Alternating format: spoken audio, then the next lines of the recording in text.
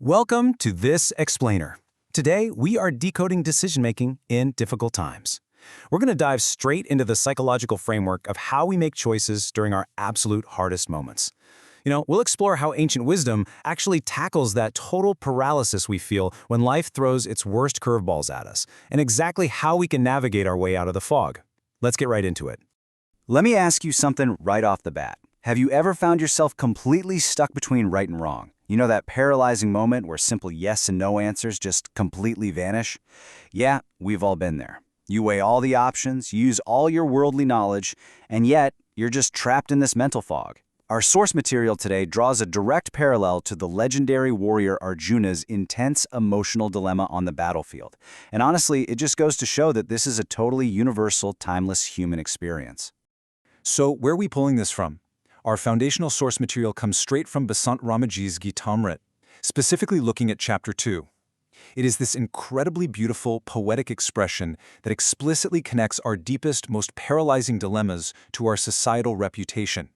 In the text, this is called yash and apyash, basically meaning fame and infamy. The core argument here is that how we decide things in a crisis directly dictates our long-term credibility. It's a huge deal. Now, let's look at the root of this paralysis, which is known as the whirlpool of thoughts. Because, confusion doesn't just happen overnight, right? The text explains that it actually starts with a single, momentary, petty desire, just one.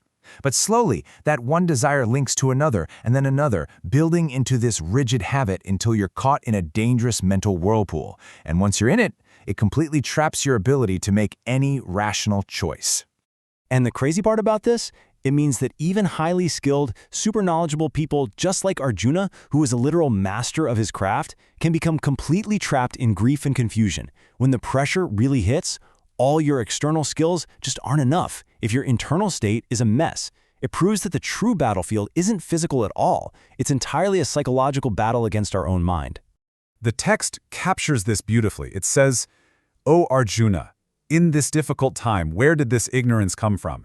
It brings infamy. Great men never find it." I mean, take a second to really feel the weight of that. It's asking, where does this sudden ignorance come from when things get tough? It doesn't protect us. Actually, it only brings infamy and tarnishes our hard-earned reputation when we just freeze up. And then it follows up with this incredibly powerful command. Abandon this petty feeling. Do not bring weakness to your heart. For the battlefield, do not become a laughingstock. Wow. It is so direct. The message is basically, if you succumb to these temporary, fleeting emotions in the battlefield of life, you risk becoming a laughingstock. You risk losing your credibility entirely. Okay, so how do we actually overcome this emotional paralysis? Well, the text points us squarely towards Sankhya Yoga, and what the source means by that is gaining deep, profound knowledge of a subject. We're talking about profound knowledge of the doer, the self, rather than just surface-level facts about the world. Because look, worldly knowledge is definitely useful, but self-knowledge, that is your absolute anchor when the storm hits. So let's talk about the solution framework, finding your way out. Because once you are in the middle of that storm, you absolutely cannot let waves of emotion wash away your logic. It's just a recipe for disaster. You need a reliable system to fall back on. And here is that highly practical 3-step checklist from the source. Step 1. Look at the actions of ideal people. Ask yourself, what did the great individuals before me do in a similar situation? Step 2. Evaluate your dharma, or your duty. Look at the problem strictly from the perspective of your core duty. What's the right action here? And finally, Step 3, societal credibility. Ask yourself, will this choice bring respect or will it bring infamy? Going through this checklist just strips all that messy emotional way and leaves you with pure, crystal clear logic.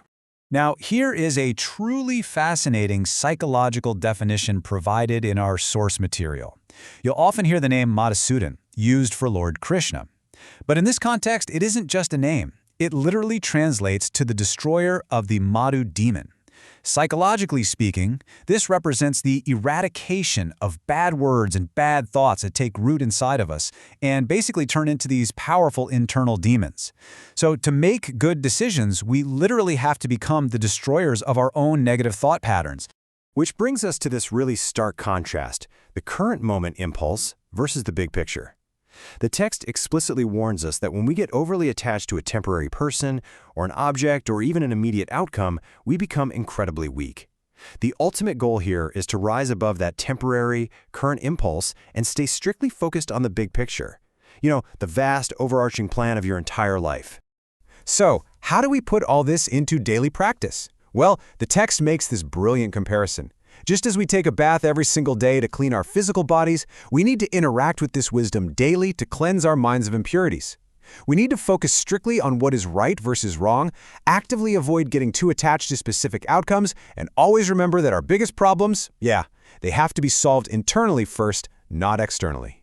And that brings us to the final question I want to leave you with today. In your absolute toughest moments, are you reacting to a temporary impulse, or are you acting for your big picture? It's something to really chew on. The next time you face one of those paralyzing dilemmas, remember this ancient psychological framework. Check your emotions, protect your credibility, and look at the vast plan of your life. Thank you so much for joining me for this explainer, and I really hope this helps you find some absolute clarity the next time you're in the chaos.